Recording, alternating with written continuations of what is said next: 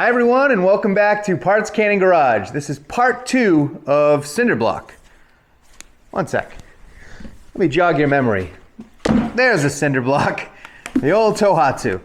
So, when we last left off, I was actually a bit dejected because I didn't know how to work on this ignition system.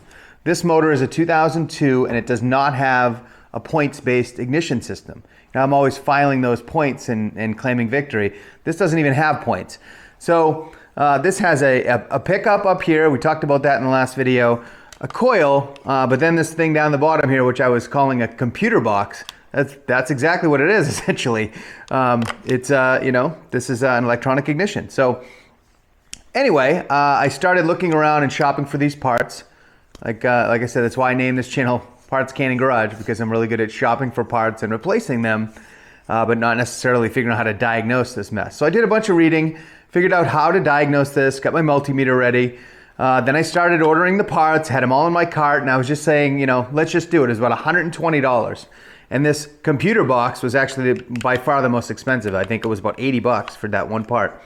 So anyway, I was just about to order, and then one of the viewers on YouTube, if you look in the comments on the Cinderblock Part 1 video, mentioned something about a safety switch.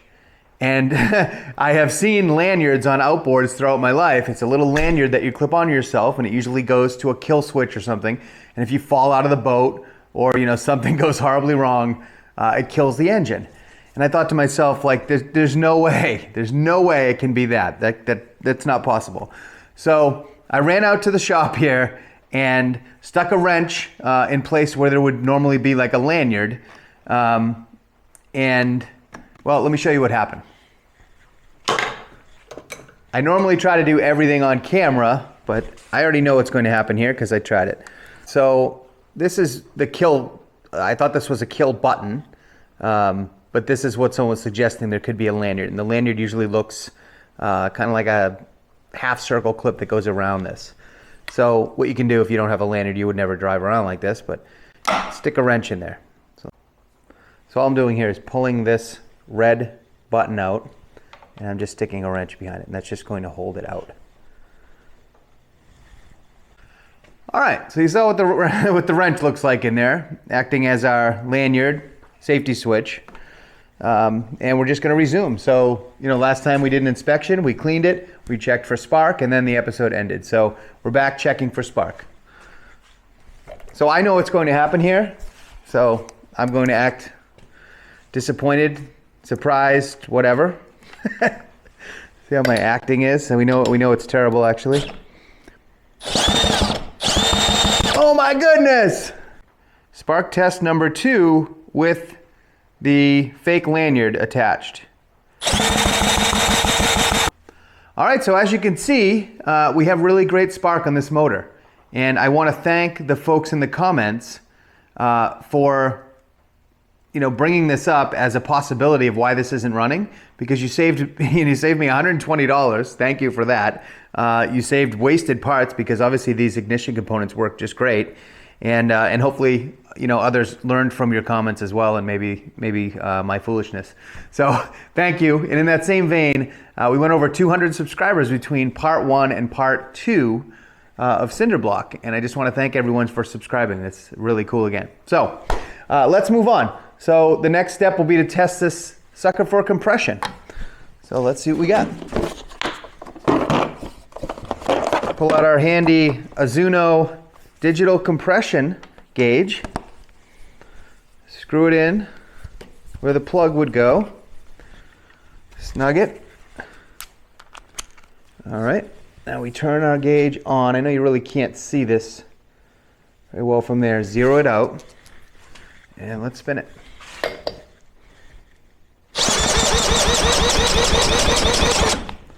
All right, what do we have? Oh, 105. That is perfect. We don't have to go any further than that. I am thrilled with that number. I would have liked anything, 80 and above I would have been happy with, but a 105 is great. So this motor is, it's a little dirty and dusty in here, but when you really look at the components, they look pretty much new. This head looks brand new. It's all original. It looks like none of these bolts have ever been off. Doesn't look like there's been a wrench in here really at all. which is great. All right, so we have really strong spark, we have great compression. We are on to the next problem. I forgot about this from part 1, and it's this weird fuel connector. So step 5 in our standard operating procedure is, checking out fuel and cooling. This has this weird proprietary connector on it, which I really would like to change out, but I don't think I have anything yet. Stand by. All right, so here's the connector on the outside, and on the inside there's looks like a little set screw holding the connector in place. So I'm going to take out that screw, I'm going to pull this little hose clamp behind it back and take off that fuel line, and then let's see if this just slides out, and then we'll go over to long shaft over there and steal that connector for now and just see what happens. I mean, they look identical, and then this hole down here, see this hole down here? This hole down here holds that larger Mercury connector in, and there is one. So clearly it's exactly the same motor, just a different connector. And again, whether or not someone replaced this and they like this connector better, or maybe it came with this, I don't know. Maybe someone familiar with Tohatsu could comment on that. All right, so I'm just pushing that clamp.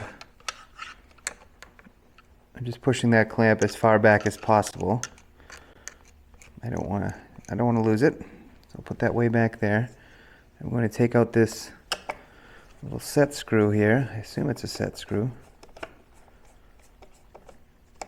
I probably don't even have to take that all the way out. If it is a set screw, let's see. I'm assuming this pulls out.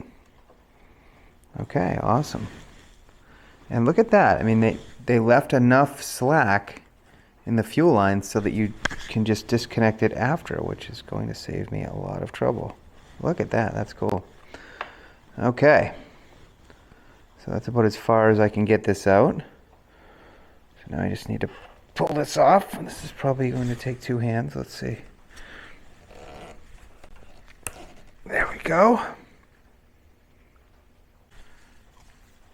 All right, we're over at long shaft looking at the exact same part, and it does not have the set screw in there.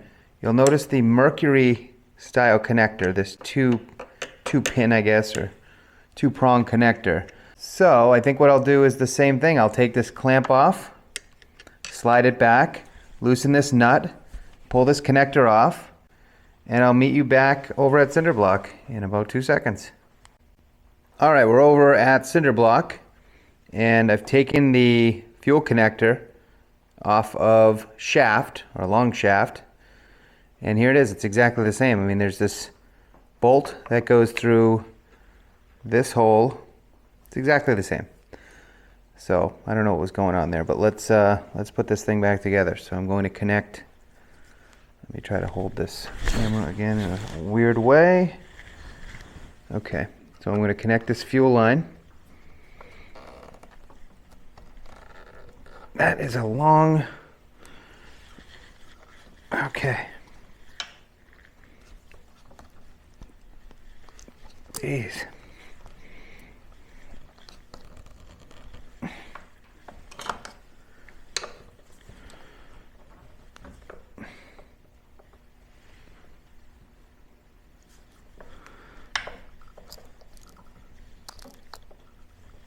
Okay, so this just slides in where the other connector was. This bolt comes up through the bottom.